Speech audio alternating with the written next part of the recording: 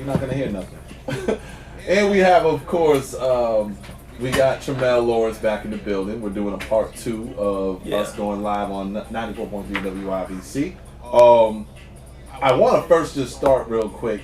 You said Keith Sweat could sing, bro? Yeah, you don't need the headphones. Yeah. You said Keith Sweat could sing, though. Oh, yeah. Keith Sweat could sing, man. Ah, man. I'm surprised all three of you. If y'all can help me out, show me the song where Keith Sweat was riffing. Okay, we got Twisted. We got Make It Last Forever. We got riffed. We got Make It Last Forever. Make it last. This is his riff. Forever and never and never. He stayed right there. He didn't do the ooh yeah. You know, he didn't do the Casey. He didn't do the Johnny Gill. Nothing. Nah, Keith Sweat was the worst best singer in R&B history. He might have been literally that. I can't think of who else. Keith just couldn't sing, man. Who the fuck look at that Keith Sweat? He couldn't sing, man. But he had great songs. He had great songs, but he couldn't sing. And he was passionate about. Yeah, he was and when he did this, when he did this move, it was real. Yeah, you know what I mean? When he grabbed Tyrese and what they ended up doing, what was their group? LSG. Yeah. What? You gotta still speak into the mic, Sabrina. Oh, that was Johnny Gill, Keith, and Gerald Levert. Gerald Levert. Now Gerald, see what I'm saying? Like he would never came close to a Gerald Levert. He was like, you thinking about that? I can give wait. I can give that to you. I can give that to you. You better give it to us. Like he was thinking for a second. No, I'm thinking of that song that Keith Sweat was singing. I will never do anything to hurt you. When he was really passionate and just going in. He was really going in. Hold on. We about to say, who is your favorite artist, Treamell?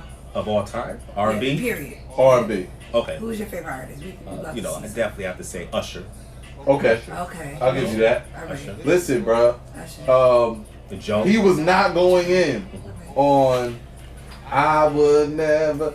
If you listen to that song towards the end, he did go up in the high range and start really putting that. I'm gonna have to check this out, man. Please. We're gonna have to do y'all watching this on the live, go to the comments. Y'all could agree or disagree. Be like, yo, you crazy. Keith Sweat was the best. Yes. I'm not saying he's not good, but you're not gonna tell me he could sing. You're not gonna. Oh man, I gotta see it. Because everyone has that unique voice. So maybe in your view, you think in his particular voice is just not your cup of tea. Just like some people say Mary J. Blige, she can't sing and blah blah blah. I think she could sing. Who in the world would ever say that? I used to get that debate back then. Oh, she can't sing. They gonna get. But it's people. But there are people that say that. There are people that say Mary can't sing. I wouldn't say better than Keith Sweat. Way better than Keith Sweat. But she wasn't the greatest. Nobody will say she's the greatest singing talent. You know what I mean? Nobody would even put her in that range. The main thing about Mary that everybody loves is that people felt Mary. She can sing, but you feel Mary. That's why she's the queen of R&B, because she's soulful. She's got R&B soul. and hip hop. Yeah. Not necessarily because she's the best singer. Right. She got soul. Right. Yeah. I mean, but you can't compare them. Nah, you can't. I mean, but that's all right. I mean, like, look, I'm not judging you for it. Now, if you said Tyler Perry, Fall from Grace was a good movie, I'm judging you. There's a lot that I'm gonna judge you on with that because how the fuck do you? I don't understand it. I really don't. A lot of people is very upset because they feel like we're being very critical of him. And, they feel like that was one of his best movies. I mean, I got into a debate with someone about that. Bye. That's all I would say to every person who says... And they said it as soon as they say, that was Tyler Perry's best, I'm going to be like, bye. Yo, it's the best buy. So you feel like the storyline, what was it that you didn't like about it? Was the storyline or the... Well, it was. He recreates his aunties in every movie. I'm tired of it. Okay. He really shouldn't have let us know that he has no writers. I know what it takes in production. You need a writer's team. There's nothing else about it.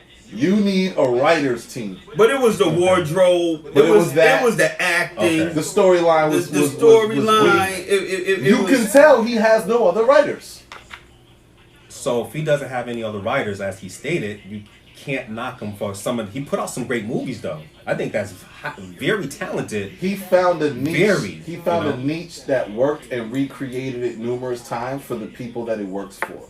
Unfortunately, you did it so much that you are now pretty much insulting the creative intelligence of the mass public. Where you got it was anybody who wants something outside of the regular Tyler Perry, it just wasn't for you.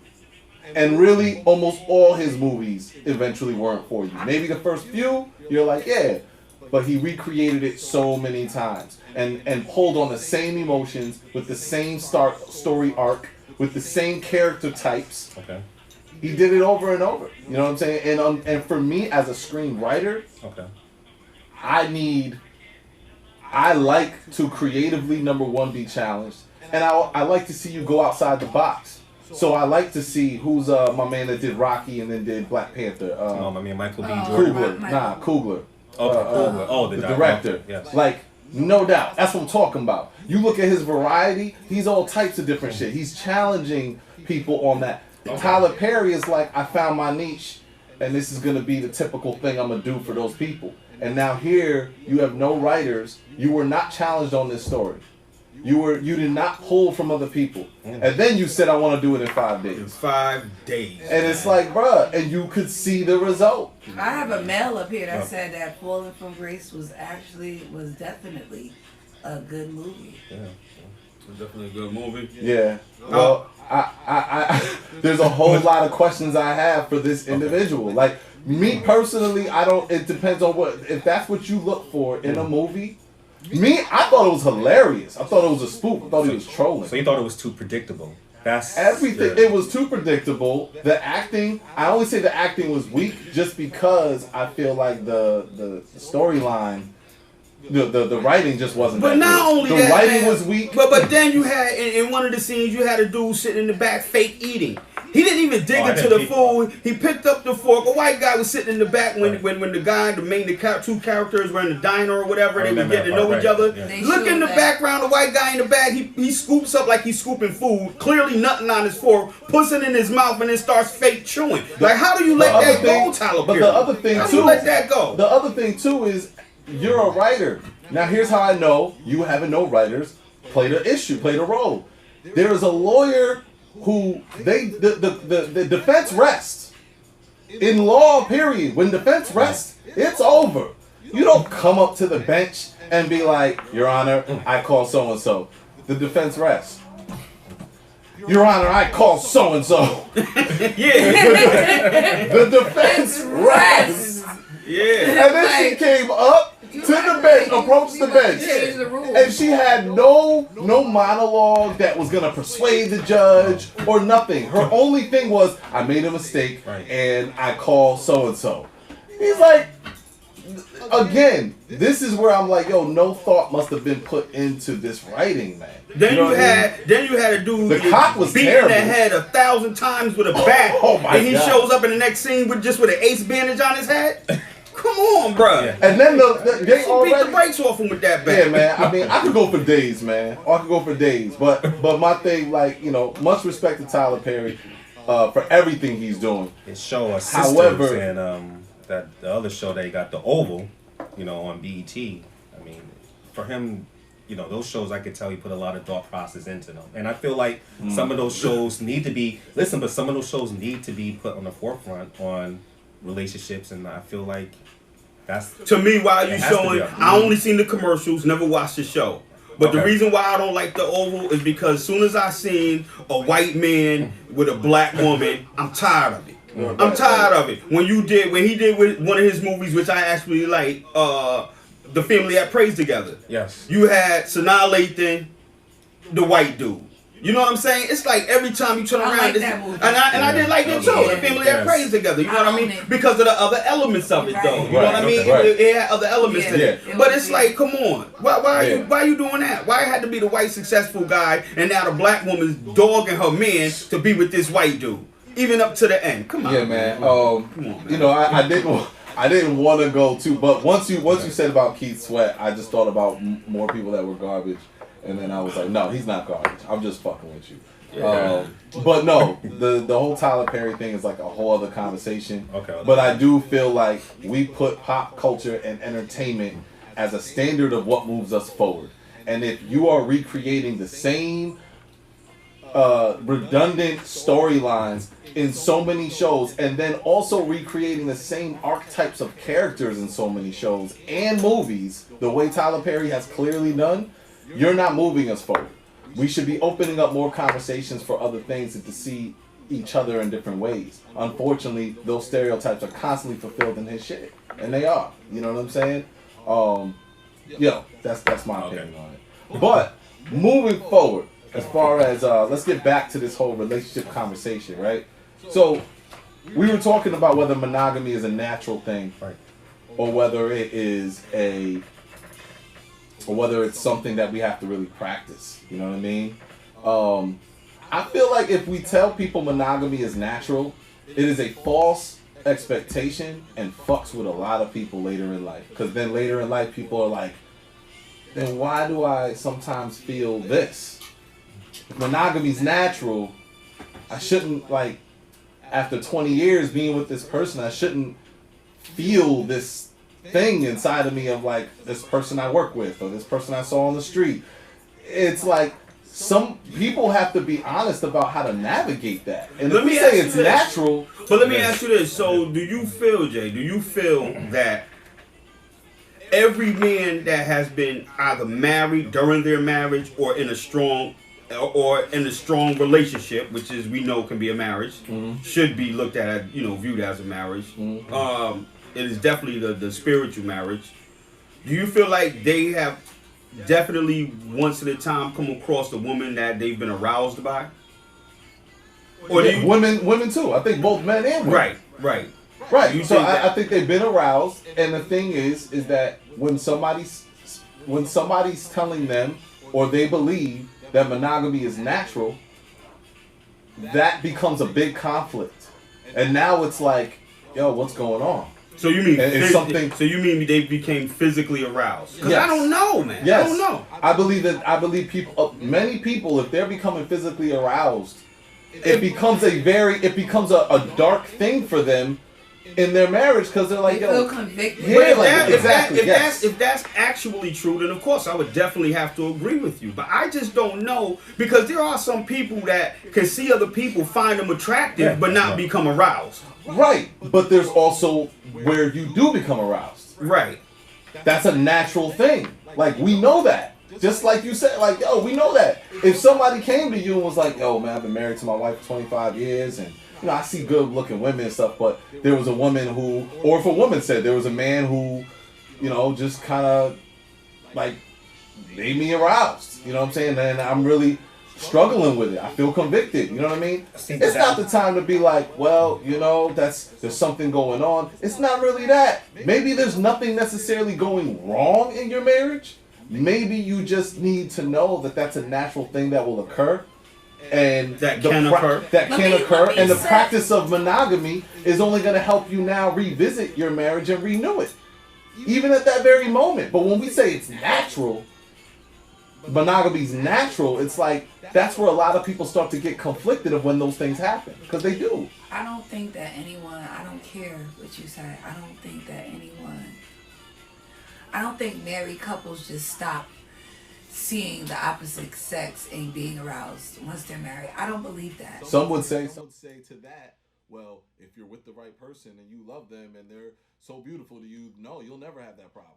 I don't believe that either. Yeah, I don't believe That's it. how you feel about it. I do, because when you're in love with someone, not just have love with someone, but when you're in love, I mean, with that view lens, you can be around the baddest woman and you don't typically get to that degree to have those thoughts to wanna be sexually with that person. Now, again, you could say like that person is attractive, but not to the point that, listen, I want to smash the chocolate chip cookies, you know? Because for me, personally, very specific. I want to smash chocolate chip cookies. Because for me, I feel like I have the baddest woman on the planet already. You know, I have an entree. Why the hell am I gonna go out there and look at coleslaw?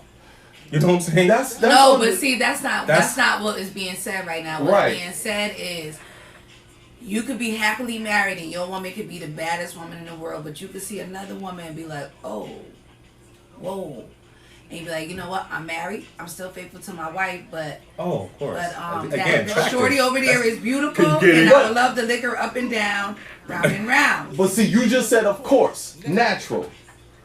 But that natural way is conflicting with the natural ability of monogamy. This is why I say if we keep telling people monogamy is natural, they won't know how to navigate those conflicts. Just like for you, look, best marriage in the world. Love my wife. Yeah. She's the best. Yeah. And then 40 years later, you are not the same person you are right now. And hear me out though. 10 years. 10? But either way, 40 years later, you're not the same person you are right now. Doesn't mean you don't want to be with her. Next year. But you can't really just say that when somebody really is with the person that they're in love with and that they're supposed to be with, that they shouldn't have those feelings.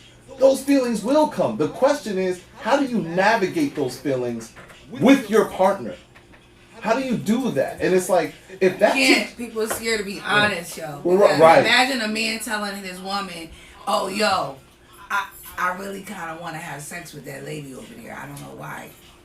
But I don't know why. But I understand that. But if you know your partner, right? If you know your partner, at that point you should know your partner. You know whether you can say that or not, or say how that, to say it. or how to say it. But if you don't, I believe like everything need to be said. Just don't do it. Just don't go there. That's true. But let's say, let's say, so Kenya Stevens, when she first told her husband about a man at her job, you know what I'm saying, and you know they'll say hi or whatever, like all the employees do.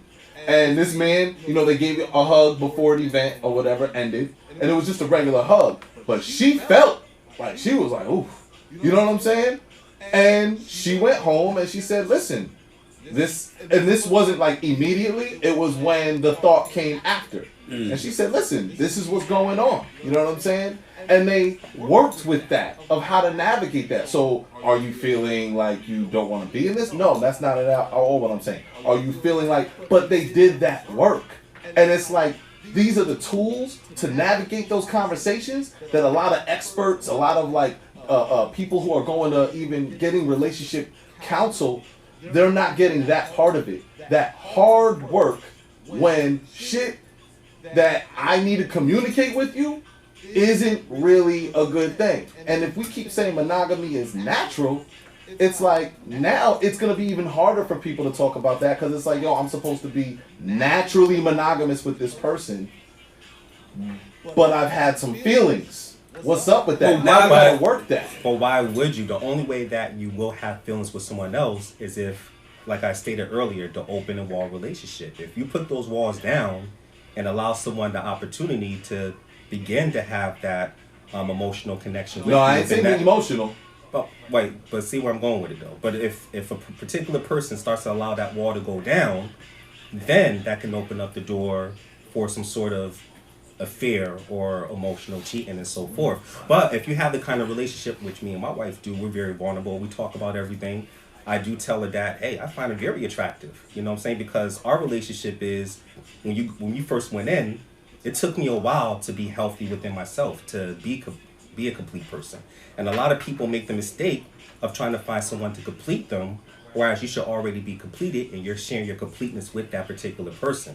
So when you have that within a relationship, of course, you guys can talk about everything. It's free will, because I know that person has the free will to want to be with me. There's no stipulation to be like, listen, when you go out to the club, you better call me when you get home or whatever like that. No, she has the free will to want to call me. Oh, you know, make sure when I come home, I get to smash your chocolate chip cookies. No, that's something that she wants to do with me. Do you actually say that? Like, do that's you a DBS slang. That's a DBS okay. slang, you know? But We say that all the time, me and my partner. Yeah. But the thing is that it's natural to, again, be attractive. Like, you know, or I even say, you know, brothers, that brother handsome.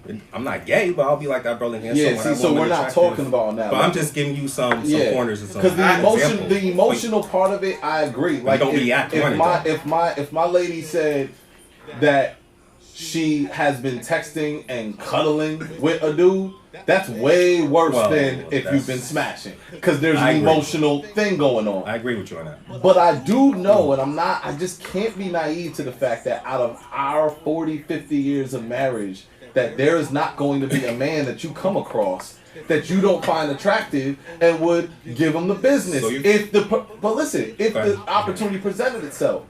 I know that. So my thing is like, that is an innate nature in you, and we have to be able to.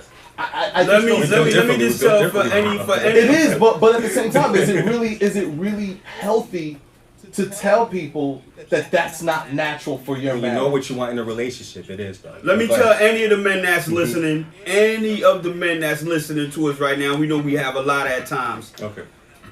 If you're feeling that way about another woman, you got a wife, you're in a strong relationship, and you feel you're aroused by another woman, brothers, do not go home and tell your girl that shit at all.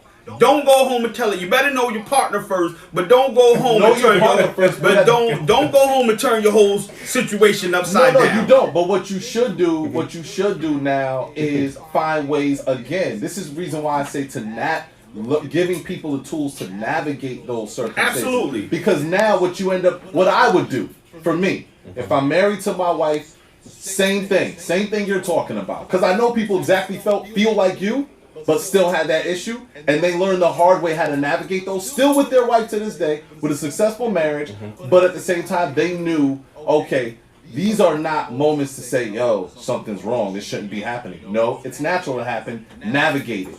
How do you find those ways to renew it? So what I would do is if I know that I'm having an arousal or like there's a woman at work or something like that, I might not say, yo, there's this woman, you know, she's not just attractive, but like she's attractive where like, yo, I thought about it. Like I've lusted, you know what I'm saying? And that is a real thing. I wouldn't necessarily say that, but I would say that, hey, I want to do something different. What you mean?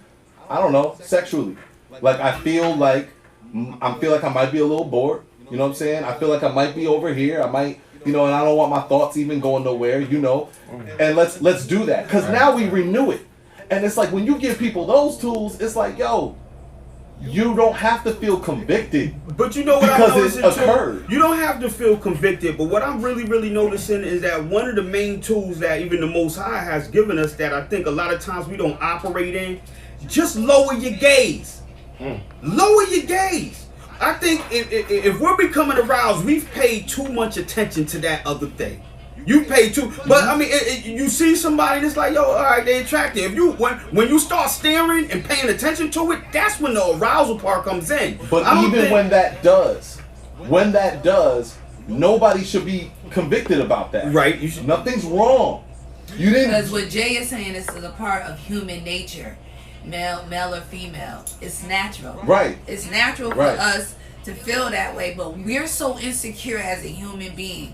We are, all of us. We're all so insecure as human beings that we can't fathom our mate looking at somebody and really you're supposed to be that. And it's like, yo. And see, for me as a woman, like, okay, I'm gonna say this. I used to be gung-ho about marriage. I used to want to be married, and but now I'm not. I don't even know. I don't know if I want to get married. I think or maybe there's a way that you don't want to feel marriage. You know, we can do the spiritual thing. We can get together, invite your auntie and them, and in front of everybody, we can say, all right, we committed to one another. But I don't want to sign no government papers. Right. So I don't feel like it's necessary because our spiritual union, like you were speaking of, we already doing this. So what the paper mean? The paper means nothing. We letting the white man in, and we gonna let them tell us what we finna do or what we ain't doing this. You gotta be married spiritually, emotionally. Yes. before you're married physically on paper. Right. That's my thing. I agree. Absolutely. I don't agree with me. I don't care about being married anymore. I don't care if legally. I don't ever get married a day in my life. That's not important to me. Right. What is important to me though is finding a life partner. You know, my perfect mate. I don't even want no soulmate, no twin flame. I don't know about that. I just want a life partner, a perfect mate, somebody I can get with. You know, we can build together. And you got that going on. Because see, people don't know that you should know your purpose before you get with your person. Yeah. Because you have to. If you still trying to find yourself, right, and you figure out, oh snap, my purpose is to be a traveler nurse, but your spouse don't even like to get on airplanes.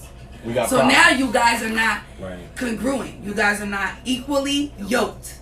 Right. And if you want to sit down and I want to stand up and walk, we can't go nowhere. We can't be in agreements. We got to be in agreements. We got to be on the same wavelength. That's why I don't believe in that. People get married because of what it looks like, and there's also misconceptions. Yeah. I feel like the misconceptions of marriage, we show up already with a aura, with a context of what marriage is. That's why, I mean, you hear the dude say, "Yo, once you get married, man, things change and life is over, the ball and chain," and it's like why? Like you've been married already, right? So it's like when we start giving people, even I did the whole spiritual, the church giving like the lessons of marriage and stuff like that before you do it, but at the same time, y'all did not tell me the natural shit that I was gonna deal with that I need to know how to navigate through. Right. The therapist didn't give it. No. You know what I'm saying? It was always shit that was just like, yo, but I think this happens too. So why aren't you equipping us with the tools for that? Because they operate by the institutions that's been given. They operate the people that are supposed to be helping us through those things that we're looking to get those things from to help us navigate through those things. Are only operating off of one understanding, one institution. They're not even dealing with the realness of themselves. That's why you'll find so many. Next thing you know, something comes out and oh shoot, pastor got caught cheating. You know why? Because you're counseling people, but you're not really even yourself dealing with the realistic things of it. But I feel like take that. But I feel like still, I do thinking about it. I still feel like I feel it's a mistake if we recognize ourselves, or you recognize yourself as somebody that wants to be monogamous or whatever like that. I think it's a mistake when we allow ourselves to gaze upon things to a point where we get aroused. I do agree with that, and I believe that is something that is dangerous. My problem is it's just as dangerous to tell people that should never happen. Right. Meaning like it will never happen. Right. If you're in the right marriage, that won't happen. Right. If you're really in love, that won't happen. Right. It's like, wait a minute. We can't tell people that. Right. Because now they're sitting, as soon as that happens, right. I must not be in the right marriage. Right. And it's like, is that That's real though? not what it is. It doesn't mean you're not in the right marriage. It means you now have to, doesn't mean you go and gaze and go get that person. Right. But what it does mean is you have to now reevaluate your own self, your own marriage, and recreate with that person. Renew it. Well, one thing I do teach on DBDS University, I do talk about the relationship tune-up that you must have within your relationship.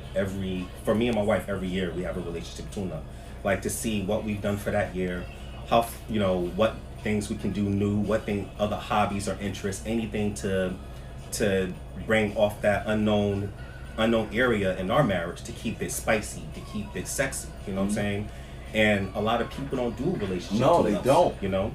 And the whole thing with lust and the attractiveness, I mean, lust is very beneficial when you're married. You know what I'm saying? Because these are things, me and my wife, you will see her, she's very classy and everything like that, but behind closed doors, I mean, it's a whole different level. You know what I'm saying? So lust is good, yes, for your mate, of course. Right. So it's never. But we can't say lust isn't going to happen in any other area of your life for your marriage. We can't say it's not going to. Yeah, it can very well happen. And it's like, if we say that it's not natural, that means if it happens, you must not be in love or in a bad space in your marriage, and that's not necessarily the case. See, in my case, I am in love, so everything as far as the lust, and I always say there's 4 different types of loves. You got your love, you got your self-like, you have your in love, and you have your lust. And again, lust is very, very beneficial in your marriage, you know, because you're trying different things. You're keeping the mind stimulated, you know what I'm saying? You're navigating things that you have never navigated before. And marriage, I'm not going to say is easy. It is hard work. When you teach people about this, do you always teach, because I know when we talk about it, you're like, well, for me, do you always teach for you, or do you teach for people objectively outside of your marriage, and to know that this is because because as much as you might say, well, for me in my marriage, it's like, but naturally, normally, generally, well, people are always going to deal with lust. Absolutely. I mean, the people that I help, and actually there is a testimonial on my page from one of our students who was Miss DC University in 2009, so she has a testimonial about my program. But yes, I share that information, just like you said about the pastor, you know, cheating and then he's trying to give advice. Well, me and my partner, we do practice what we preach. We are men of integrity. We love our wives wholeheartedly, and we do share that information with other people, especially as on DBDS University. You are aware that I have my own dating website, which is geared, I don't even call it a dating website, I call it a relationship website, because I want people to understand that, you know, there are some people out there that's looking for the same kind of relationship you're looking for, a monogamous, healthy relationship. Because I think what's really critical to the system we have right now is a sustainable relationship with man and woman, black man and black woman. And a lot of people don't realize that we're on the same team, we have the same track uniform, we have the same high school, and we have to figure out ways, as far as like, as my sister Sabrina said, the comprehension, the communication, and connection to keep that marriage. So what do you think the misconceptions of marriage are then? Because you seem to have, you have the ideal marriage, which is great. Thank you. But I just know other people who have the ideal marriage as well, but they would disagree with you on some things of like, you know, these are people that have been married 30, 35 years. I don't know how long you've been married? Been married 6 years. Okay, yeah. So these people got like years on you. But they do know that there are natural things that happen, and the advice that they give is always the ways that they've had to navigate through that turmoil. And they would never tell somebody who was newly married, if this happens, you know, something's going on, you're not in love or you're not in a marriage. So, you know, so I'm curious to know, what are your what do you feel the misconception? I think the misconception to marriage is to state that you're locked down. Actually, I feel like marriage is free, and I have friends that have been married for 30 years. Now, I would disagree with those particular people. What would they disagree with? Well, they would disagree that they feel like they have to, if they see someone that's attractive, they want to just go over there and do their thing with that particular person. But see, that's not what I'm saying. That's not what they're saying. They're only saying that it is a natural thing that at some point in your marriage, you might have an arousal by another person. That doesn't necessarily mean that something's wrong with you or your marriage. It just means that this is a great moment. Well, that goes back to my thing. Whereas if you have a boss at your job and someone you want to punch in the face or someone you want to do like that, just because you have those thoughts doesn't mean you react to them. You know? Right, and I agree, but I think where the disagreement for us is the fact that I'm saying that's a natural thing.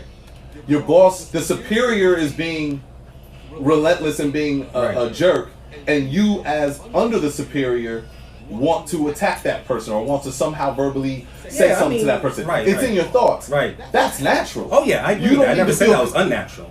But that comes down to the monogamy part of the fact that monogamy is something practiced. But to say that monogamy is natural, meaning when you say that, that means that it is a natural thing for you to want to only be with this person and never think outside of that.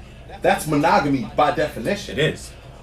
That's a practice, because the fact of the matter is, like you said, it is very natural to have moments where there's thoughts. Oh yeah. But the practice of it is the same way you would practice your body developing.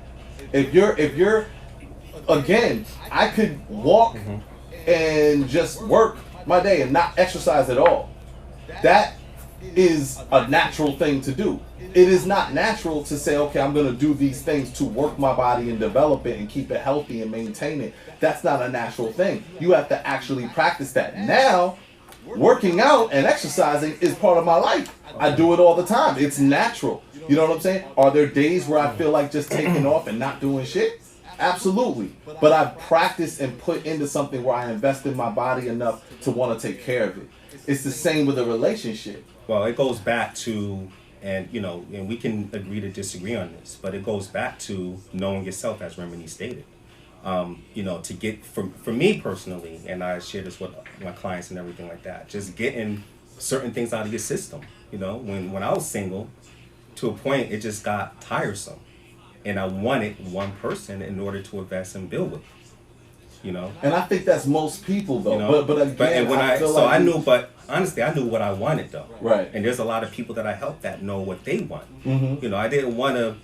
If I had, if I in a relationship, I wanted someone that I can share all my vulnerabilities with, someone that I don't have to create certain rules or practice, as you say, in order for the relationship to navigate. Well, practice, but I didn't say practice for the relationship. Practice monogamy. Meaning the fact that when the times come where that would even happen. Now, that could happen in 25 years. Nothing can happen. Oh, yeah. You know what I'm saying? But that's when you talk to your significant other. But to tell somebody else and other people, this should never happen. Because if it does, then it's not natural. Monogamy is natural. And if that happens, there's something wrong with your relationship. It's like, that's not helping them, because now people are going to dip out the moment it does. And it's like, whoa, the bad place is the great place to start. So this is a great moment. Right. You've had arousal? Yes. Yo, go that's home. Where you communicate with your partner, though. This is right. So that's why I'm asking about other. the tools. If we give to people that monogamy is natural, we're not giving those tools. We're pretty much keeping it cut and saying monogamy is natural, and if you think outside of that, something's wrong. I mean, I'm not knocking anybody else's relationship, preferences and everything like that. But for me, the reason why monogamous is natural, because you do supposed to have those conversations with your significant other if you do get aroused. I have dealt with clients that have mentioned that, and they feel like, oh, if I come clean with my significant other, the relationship is going to foil. But when you have a strong foundation and you continue to stimulate that relationship and to work on those moving parts as you grow much more, because part of relationships is to disagree, to express your thoughts and so forth, and that's what elevates it to the next level. Too many people get in relationships for the wrong reasons, get into marriage and monogamous relationship for the wrong reasons. They still have in their mind that, I still want to do my thing. I still want to rotate 16 women. But at least I have this.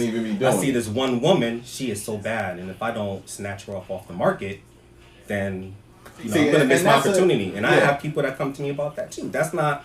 And when do they come to you and say, "Hey, I want to be in a relationship, but I just want to smash off mad women"? No, not that blunt. But they'll will kindly say to me, "Hey, I want to be with this one. I don't want to lose her because I can tell she's a very loyal. She's a very loyal, dedicated woman. But my physical preference, I want to attribute. I see this other woman. She's more exciting, and I want to just do my thing with that other woman. But my main woman, she keeps me down emotionally. She keeps me grounded." So now, even in that, right? Right. I would never, one thing that I personally feel is like that person shouldn't be told, well, let's say the person's been married 6-7 years, same as you know what I'm saying? But they're in that conflict. Number one, I think it is important for them to know, well, this is a natural situation. This happens in marriages. This happens in couples. So what I'm saying is, that doesn't necessarily mean that you having these thoughts or these feelings is wrong. Right, all right. What it does mean, though, is now you need the tools to navigate that. But if you tell the person that it's not natural, having these, it's almost like, well, I guess I should leave her, right? Or if you tell them that means that your relationship is not, you're not in a good relationship, or she's not the one for you. If you're having those thoughts, then that woman must not be the one for you. See, my whole thing is, and I think is the whole natural portion is taken out of context. When I'm referring to natural, I'm referring to with the monogamous portion is that when we have that open and wall relationship, and when you do have those thoughts, and the tools that I give to my people is when you feel this way, be open with your partner. That's it. Just be open with her. You know, and we've been agreeing in that part of the conversation. Yeah, the only so that thing is we've been that disagreeing portion is the natural it's not, is monogamy natural, and the reason why I say it's not natural, it's a practice, is because again, I bring it back to exercise. Okay. If I'm constantly exercising, it's not a natural thing, but it is the way I live my life every day. Right? If I'm constantly practicing monogamy, meaning I'm faithful to this person, I'm open with this person, I'm communicating with this person, I'm vulnerable with this person, I'm letting this person know, yo, this is what I was feeling, this is what I was doing. It's like that becomes our natural flow. That's what I'm saying. But does that necessarily mean that you are not going to have anything ever come up or occur? No. But you can, see, and that's a natural thing inside of all of us. However, but you always deflect that back to your significant partner, and that happens almost to the people I come across with. That happens in almost every. So you agree then? Nobody should ever feel as if they're in a wrong place or convicted because that occurs, because it's natural for us to go there. That is natural. Absolutely. Okay. You've been disagreeing on that this whole time. So I think what we got confused is the natural portion when it comes to the monogamous relationship, where you discuss things on an open and raw level with your significant partner. Yeah, we never disagree on that. I'm telling my listeners, man, unless you know your partner 1,000%, don't tell them nothing. I'm going to say that monogamy is literally self-discipline in action. Yes, it's a practice. It's on a consistent and it has to happen period. with that person. That's it. There's no way if we were to not practice monogamy, but yet we still want a companion, but we don't practice monogamy, we could easily do that. Like, we could be with a person and keep, because I know people that do it, and they just keep fucking mad. But let me qualify that too, though, Jay. I only mean don't tell them if you're not going to do nothing. If you're not going to do nothing, then there's no need to go over there and flip your house upside down if you're not going there. If you feeling like that arousal, whatever that you felt, is pushing you to the point where you're gonna do something, then yeah. Even if it isn't, if it isn't, I think you gotta know your partner. And I know that I've been. I think you gotta know your partner because you may destroy. 1,000% destroy your household. No disagreement in this conversation on that. You have to know your partner. The only disagreement I think that we've just been having is the fact that when we tell people that monogamy is natural, they almost feel like, well, if I'm not feeling compelled to be monogamous, then I guess my relationship is over, right? Wrong. What it means is you haven't been practicing monogamy at the level that it needs to be practiced. Or maybe they feel like that man or that woman must not be the one for me. Yeah, no, that's not the case. Right. It means that this person might have evolved, right, and you might need to learn them again. They might need to learn you again. Like, monogamy is a practice. And it's something that has to happen. We can agree to disagree on that. You and your partner. But I don't know what we're disagreeing on. Because you just say it's not natural. But go ahead. No. I respect your opinion, though. I hear everything that y'all saying, but I want y'all to know, like, yo, in situations like this, to be open like that with your partner, y'all have to actually like each other. Yeah. And that's a problem. Yeah, absolutely. Everybody love each other, but yo, I don't care about that love stuff. I need to like you. Yeah. I want to just be able to just sit and do nothing with you. Right. And breathe. We don't gotta talk about nothing, our day, our feelings, nothing. People need to learn. Yo, that's why I'm very happy in my singlehood. And I haven't been. I never knew I would be happy single. Mm-hmm. But I'm so proud of myself. I'm so proud that I've gotten to the point where I am so happily single, and I will not sacrifice my happiness and my peace of mind just to be with somebody. Because I really need to like you. Yeah, right. If I don't like you, we good. Yeah, because what happens is I can love you. The newness wears off. The love might, and that's another thing. What's love got to do with it? So nothing. We really do say, well, okay. But we really do say, okay, well, another misconception I feel with relationships and marriage is that if you don't know, if you don't know the fact that you're not always going to be in love with that person, just so you know. Right. Let's get that one to table. Just so you know, you're not always in and out of love on a consistent basis in a marriage. Period. But again, The practice and the work. Maybe not on a consistent basis. The practice and the work. The practice and the work of relationship. I believe opposite. On a long-term level. I believe when you true with yourself. Now this is all this when you're true, sincerely true with yourself. But yourself isn't always you 10 years later. But that's true. So too. That's what I'm saying. Like, that's what he's trying that's to what say. I'm trying to say. That's what we're trying to say. Because when we keep going into a marriage thinking that this person I met, this person that I'm with, right, is the person I'm going to be spending the rest of my life with. True in body, and in spirit, but in ways and in actions and in habits and routines, things will change. Sometimes those things you become a person that I don't feel the same newness for you. Like what's going on? That's not the time to now all of a sudden reevaluate your relationship as if something's wrong. That's the best time to now say, oh, we're about to really get down and renew ourselves. About the transition. So to me, this is what's key. To me, it depends on what you fall in love with. If you fall in love, the essence of somebody that you fall in love with for a particular person may not ever change. That's maybe their morals. That's maybe their spiritual light of who they are. You can still be in love with that, but not necessarily feel in love in the relationship. I know people that have been in relationships, they still are in love with what they fell in love with from that person. This is a giving person. This is a nurturing person. This is a very solid person. But who they've grown to, they still feel like, but I'm just not like the same with them.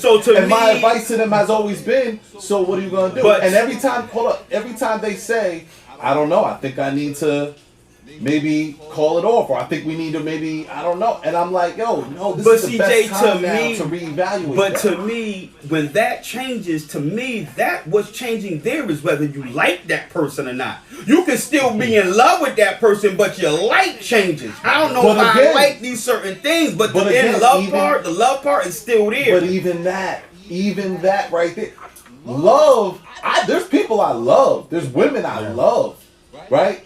But I'm not in love with them to want to be in a union with them, right? That doesn't mean I don't like them either. There's people I can be with, and they might not be somebody, we might get to a point where we're just not connecting. And yeah, I might be like, yo, I'm not feeling her, yo. Like, I'm not liking her. Right. Again, this is natural.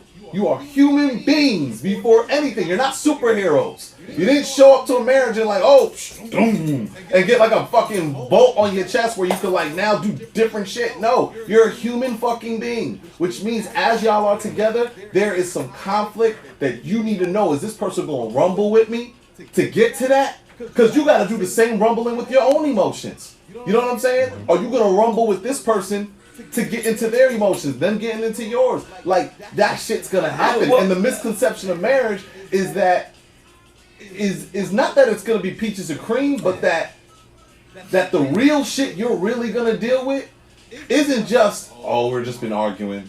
Oh, we just had, no, the real shit you're gonna deal with is, yo, we have not been seeing eye to eye for months. Yo, I've actually been lusting. Yo, it's gonna be real shit like that. Are you ready to navigate those conflicts? Right. But we give false perceptions of what it looks like. This is why you have to have an open and honest dialogue with your significant partner. You gotta know who that person is, and that person gotta know who you are. That's what the basis of it is. I mean, trust and time takes a while to develop. Mm-hmm. You gotta have that falls into what I said about liking, because when you're with the mate, y'all gotta be friends. Yes. If you're not friends, you're corny and you lying out here in the streets. Absolutely. And that's a lot of that going on, yo. It's a lot of that going on. That's due to the lack of that's due to the lack of not getting to know somebody. Sex comes into play, all these other things come into play, like, yo, and you don't even don't really know that person. You, but you don't know her. You don't know her favorite, or you don't know him. You don't know his favorite color. You don't know what he liked to do. Now, you don't know. You know what I'm saying? You knew nothing about the person. You knew 10 years ago, but did you know that he doesn't like to do that anymore now? That he likes this? Yo, did you know? Woman that I fell in love with, and I guess, and what I wanted to say is, I think that really speaks to those things are individual based.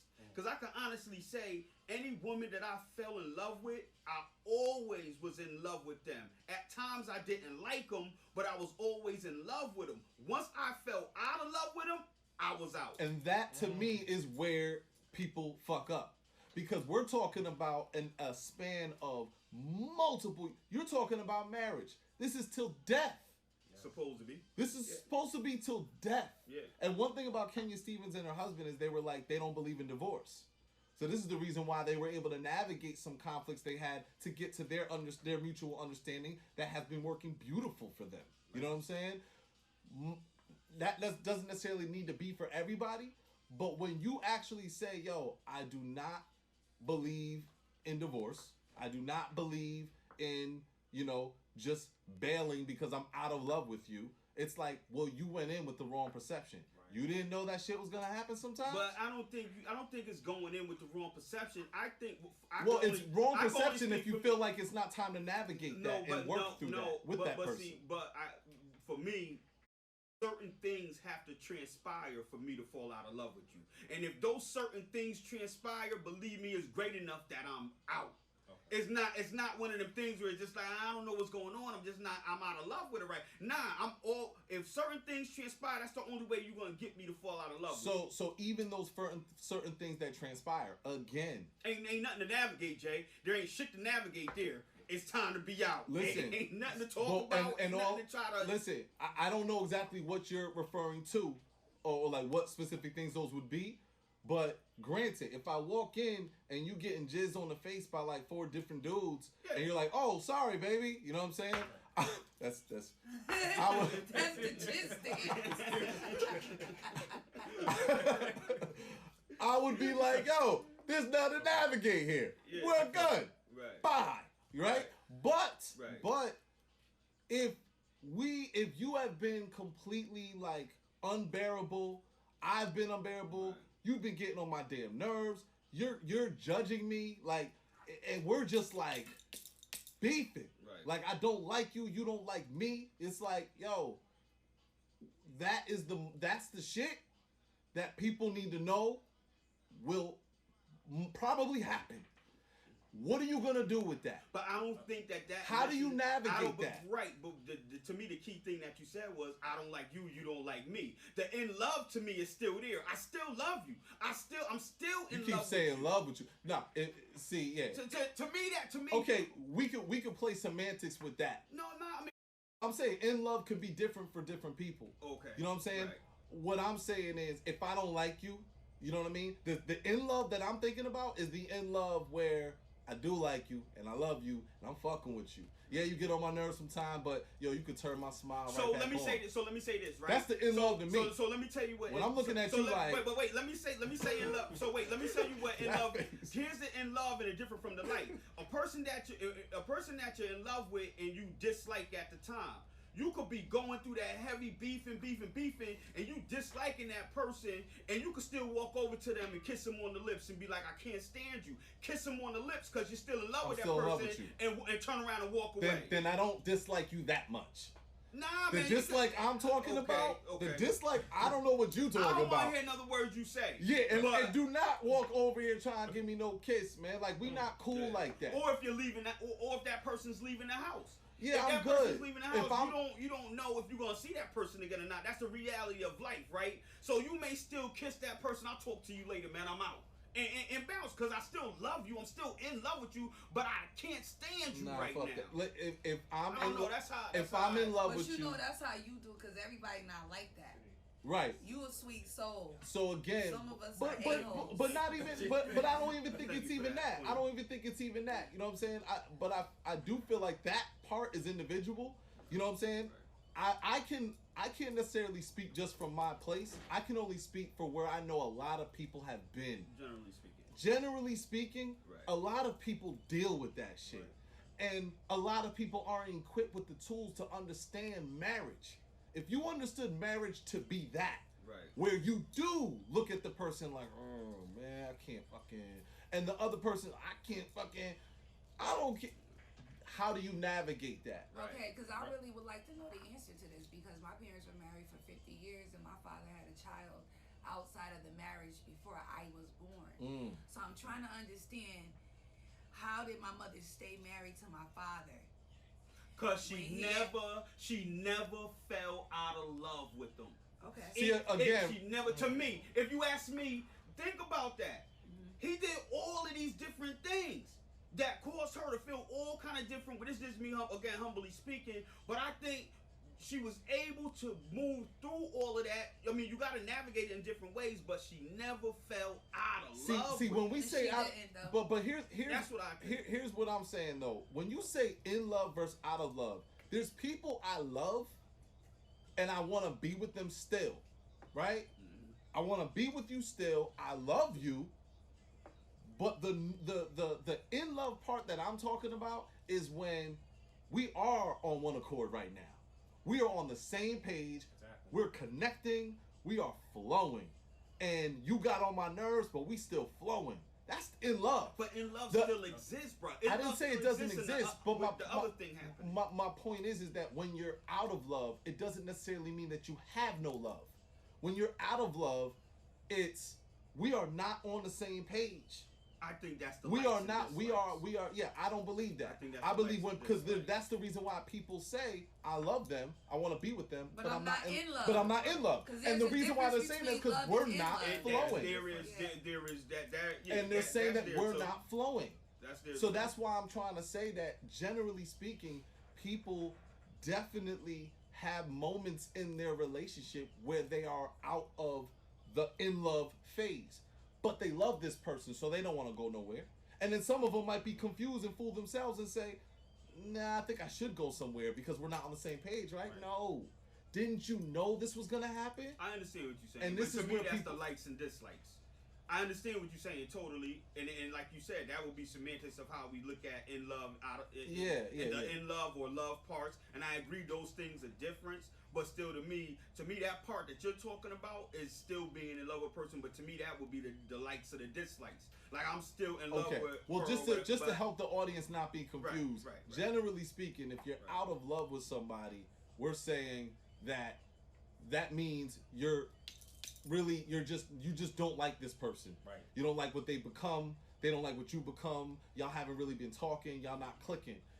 But I feel like this is where, especially the generation today, where easily we're like, all right, we out. Wait, this is uncomfortable. What's this uncomfortability shit?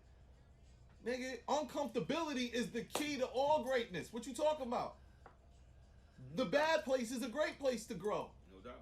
But we leave in the bad place. Because it's like, wait, but it was good. How did it become bad? That's what you're supposed to grow with that person in. That's what you're supposed to cultivate. You know what I'm saying? And we leave. So the misconception of marriage is like, how real does shit get in a marriage? You know what I'm saying? It gets real. It gets really real. Really real. Yeah. And you got to navigate through that. Wait, that's a marriage? Yes. Yes. It's not a marriage is sticking around no. even when you don't like the person, even when you don't love the person, because you made that commitment. Yes. And that's why I don't want to make that commitment with nobody, because I want to be able to leave you. well, freely. Does it mean that you can't, like, I think that's a question that came up of, like, even with marriage, you know what I'm saying? Is marriage sealed? Does it become real when you sign the paper, or does it become real when you make the commitment before God? It definitely becomes real when you make that commitment before God. And that doesn't necessarily have to be at a ceremony. Oh no. That could be right after you drop some dick off and be like, yo, here we go. You ready dropping this dick off. Yeah. Uber dick. That's my I know that if anything was to happen to me, my wife is well protected. You know what I'm saying? If anything, God forbid, happens to me, because I think us being men, part of that pillar is to be protected. So I just want to make sure that my family and they're taken care of. So my stocks, my 401k, she's well taken care of. You know what I'm saying? Yeah. I mean, these are the things, like, as far as even with when marriage begins, you know, and I've grown to learn this and understand this, but from now on, any marriage I get into, relationship I get into, it's the marriage. I like that. Okay. It's the marriage, which means I have to be completely sure. She has to be completely sure before we call it a relationship. Before we call it a relationship, yes. And I agree with that. Right. So you feel like too many people today are getting into situationships? You would say, pretty much. Situationships, or they're in relationships that they don't even know. You know, we're gonna marriage. Yeah, what you're doing is a marriage. You're operating as a husband.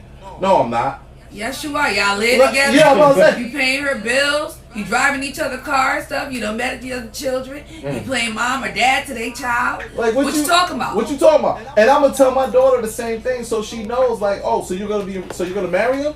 No, Dad, I don't want to marry him. Oh, then why you doing this with me? Yeah, I mean, you doing a relationship. If you're gonna marry him, that's cool. But let's talk about what marriage is really going to be. Too many people get in relationships while they're learning somebody. Right. Yes. Instead of learning them and then deciding to go into a relationship.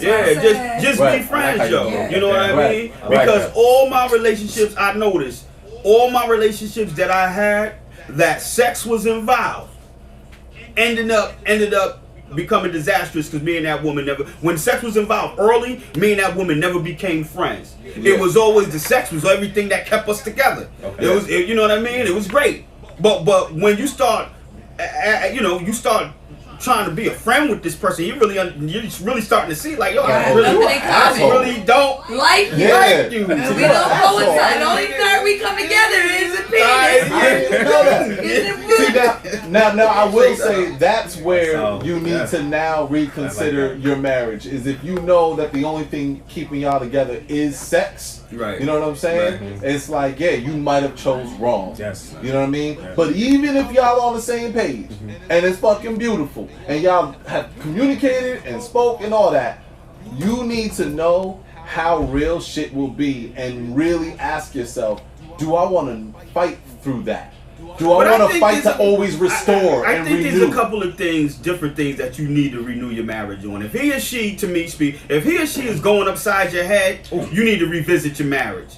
These things happen. Hold on. When I said renew, I didn't mean revisit. Even revisit, like if you don't need to revisit shit. No, if he or she is going upside your head, yeah, if he's beating you. But we do know that there's plenty of people that stay there. Wait, I know a pastor that said that if your husband, if he found out somebody came up to him, a woman, and said that my husband's beating on me, he gonna tell her to put a Band-Aid on it. Wow. Holy shit. Wow. Because he doesn't believe in divorce. He need his ass whooped. You see this bullshit? He need his ass whooped. Yeah, he does need his ass whooped. And I'm like, yo, like, how deep is this marriage thing? Like, what are you talking about? Yeah, but this is a pastor, right? Next time, this is a pastor. Okay. So I should stay with him. You try to tell me that. You know, let me tell you something. If you, he's like, baby, doll, let him beat the brakes on you. Yeah. Now I will say this though. I will say this, that there still could be potential to learn something there of what's going on with him. Do I mean to put yourself at risk? No, and vice versa. But I do mean that if you actually wanted your marriage to thrive, number one, the man or the woman, whoever's being abusive, needs to do critical therapy. Like, they need to find out what's going on and what's driving their anger. There's nothing wrong with therapy. Nothing wrong with that. On the flip side, for the woman or the victim, you know what I'm saying, of the abuse, you really need to ask yourself, you know, what is your standard? What are you willing to take? What are you willing to really go through? To me, there's too much at risk.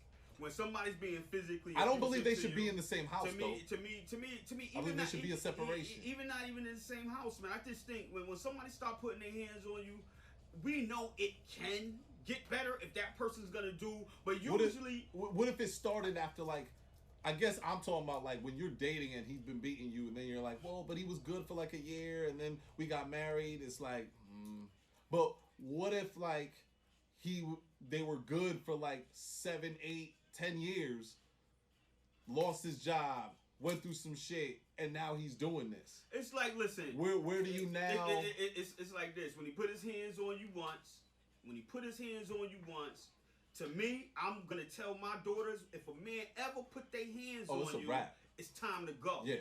It's time to go. I'm not gonna speak on what I'm gonna do. No doubt. But it's time to go. If he absolutely. touches you like that once, it's time to go. There's nothing for to check out if he's gonna navigate this, that, and get his mentals right. Nah, no. It's time to leave. I only see that as downhill. I agree with that. So you think the moment a man reaches his low point, or a woman, where they become physically abusive, that one time, that there's no repair. No, there can be repair. No recovery. The reality is that is that it could be recovered. We never know. It could be repaired. But to me, the risk is too great. Okay. It's too much of a risk that you playing with to say whether you really want to navigate that. Nah, hell no, be out. Now, what would you say if the woman? I mean, I can't say my daughter because I'm always gonna say no, so that's bias. Right. So I got to speak objectively. Right. But what if the woman is actually allowing that man the time for him to get right, and she's like, I'm gonna be over here. Right. I want you to become the king that I know you are, that you were, that I fell in love with, that I've been in love with and loved for so many years. Right. I want you to get right, and then let's see what we can do. Would you say that is the more honorable thing according to marriage, or would you say that that's like, nah, you're taking a risk? I wouldn't say it's the more honorable thing, in the marriage. I would just say if that's what you choose to do, then you better than me. That's the only thing I can say. Is it more honorable? Nah, because I believe that physical abuse is one of the violations of marriage. That you can say I'm gone, and I think the Most High will look at you and say, I was telling you to leave a while ago. Yeah. The Most High gonna say, I ain't never tell you to get with it. In the first place. In the first place. Or that. You see what I'm saying? You did that by yourself anyway. I didn't tell you that was your mate. You said that was a lot of people do camouflage who they truly are, though. Yeah. They do. For a long time. Yes, true. I agree. And it does occur where you don't know that person can keep all those things suppressed until that moment does occur. But do we pay attention? Because, are we really paying it? Did we really get to learn that, me? Because you could camouflage things. But when he was eating that steak and got to the bone and bit the bone and snapped it in half, that wasn't a flag to say, yo, something savage in that person. You know what I mean? Should have been a red flag. That's the thing with people. They collect the red flags instead of getting the first one and be like, they collect the red flags and start negotiating and be like, this I could deal with that. I could deal with that. Not that one. Not that. Don't collect the red flags. So you say just like the example I gave when the lady was late 10 minutes and my man bang just 2 minutes. That was it. Okay. Yeah. That was it. She still want to get to know him. No, I don't want to get to know him because I can see right now you have a personal issue that you need to get with. You can't even communicate. I'm just picturing him going, this is our first date. Like 10. Bam, bam. What the hell? Hey, yo, Treamell Lawrence. Thank you for joining us again. Jay, it was a pleasure, man. You guys are awesome. Yes. Remedy. Good to see you again. Real quick, drop your socials and all that other stuff. Yes, the best. You can reach me at Treamell Lawrence on Facebook. I have my own relationship website called dbdssingles.com. So if you're looking for a monogamous, healthy relationship, you can go to my site. And that's also, Dear Brothers, Dear Sisters, DBDS. Yes, I have my own book called Dear Brothers, Dear Sisters, Listen Up. That's available on Amazon.com. And the last thing I want to mention, I have a relationship platform called DBDS University, where we teach our young men how to have a purpose in life and our sisters to become better women. We have women instructions as well.